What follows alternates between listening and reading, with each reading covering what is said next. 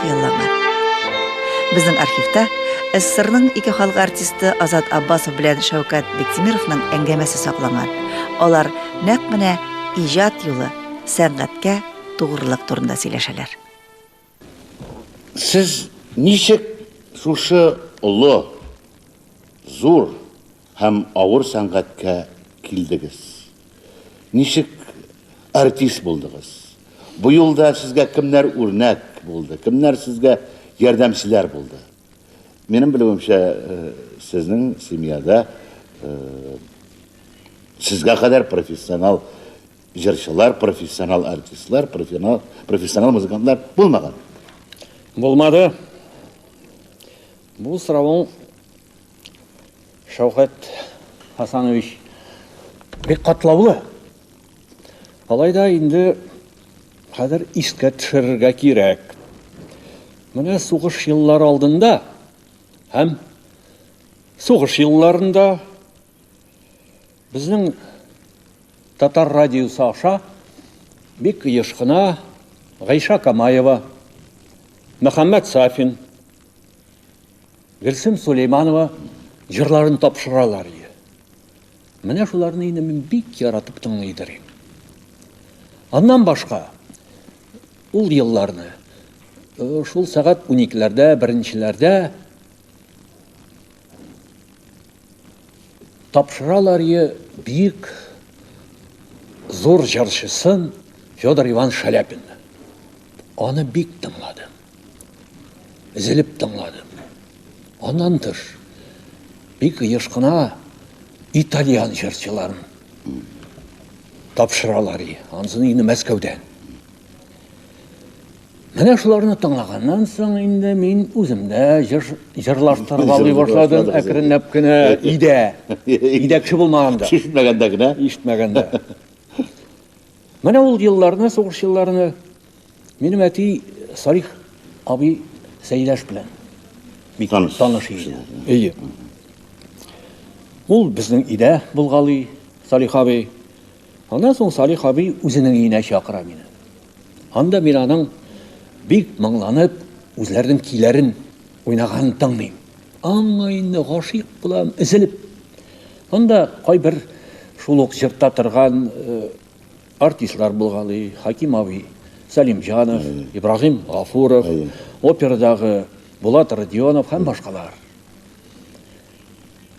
Менә шулай иттереп бер заманны безнең опера театрында инде Мәскәүгә барырга бер төркем яшьләр, җырчы яшьләр булачак, консерваториягә укырга җыела. Мине дә алалар шунда. Менә инде хәзер 50нче елны шул консерваторияны тамамлап кайткач, шул елдан бирле театрда эшлим. Азат Аббасовның чын артист буларак үсешенә Галиәскәр Камал исемендәге Татар дәүләт академия театры ярдәм итә. Кәрим Тинчуринның Зәңгәр шәлендә Булат ролен уйнап, ул үзенең актерлык осталыгын арттыра. 57нче елны безнең милләт сәнгате Мәскәүгә декада барырга тиеш. Хәзерләнә иде. Менә сезнең ул вакыттагы баш режиссерыгыз Шерьяздан ага Сарымсаков Зәңгәр шәл музыкаль драмасын куярга була. Шул музыкаль драмага мине Булат ролен уйнарга чакыра. Ни өчен? Булатны уйнаучы артист җырчы булырга тиеш. Музыкаль партия. Ни өчен дисәң, Салих абый һәм Кәрим Тинчурин тарафыннан язылган әсәр, музыкаль драма җырчы булырга кирәк. Менә мин чакырылдым. Инде хәзер бу минем Зәңгәр шәлдә уйнавым миңа бик зур мәктәп булды киләчәккә, минем киләчәгемә. Ул вакытта бит атаклы зур җырчылар арасында эшләү, ул Фатима Ильская, Гөлсем апа Болгарская, Камская, Хаким абый Салимҗанов, Уразиков, Гафуров, Фуат Халитов, Камал Ишенче һәм башкалар. Бу минем өчен мәктәп. Йөздем инде мин анда. Андан бик күп алып кайттым инде үземә. Үземнең театрыма.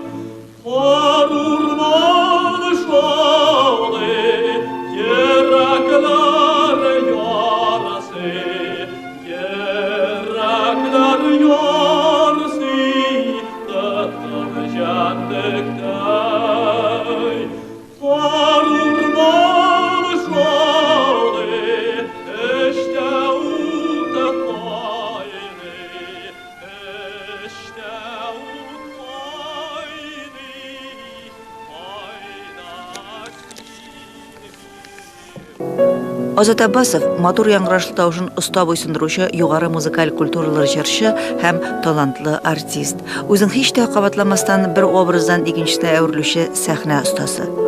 100дән артык иҗат иткән образлар арасында Нәҗип Җиһановның Алтын чәчтә Җигмәргән, Түләк һәм Суслуда Түләк, Шостаковичның Екатерина Измайловасында Сергей, Рубинштейнның Демонында Синодал, Мусоргскийның Борис Годуновында Самозванец, Вердиның Регалеттасында Герцог, Пучининың Тоскасында Каварадоси, Гуно операсында Фауст, шуларга музыкаль комедия һәм опереттларда башкарган рольләрендә кушсак, актерның никадәр киң кулачлы икәне аңлашыла.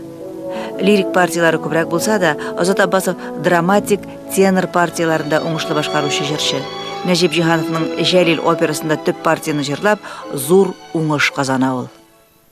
Муса Җәлил образын тудырырга үзе бер гаҗәйп авыр җаваплы. Беренче Муса Җәлил оперын куйган чакта мин үземне әле ул операга төшеп җитмәгән шикелле. Әзер түгеләр улар. Әзер түгел. Шулай дип. Нишен дисәң, Муса Җәлил операсында бездә инде ул драма теноры дип атала. Шундый тенор җырларга тиеш. Ә минем инде лирик тенор иде. Җыллар уза бара торгач, тавыш ныгыды. Инде хәзер яңадан тәҗрибә дә булды инде. Яңадан бу операны Мәскәүдән килгән Георгий Павлович Ансимов дигән режиссер куярга булды. Инде мин хәзер бу операда уйнарга ризалыкны бирдем. Георгий Павлович ул операны бик кызыклы куйды. Аның уйы буенча булай иде. Башта беренче сәхнә ачылуга Җәлилнең читлек артында торуы. Менә ул читлек алдында тора. Аның күз алдында, аның уйларында үзенең узган тормышларын искә алып тора. Менә аның күз алдында хәзер Казанда иптәше Әминә ханым белән сау булашу, баласы Чулпан белән. Менә шунда без дуэт җырлыйбыз. Менә шуны инде мин Муса Җәлил күз алдына тотып күрәм.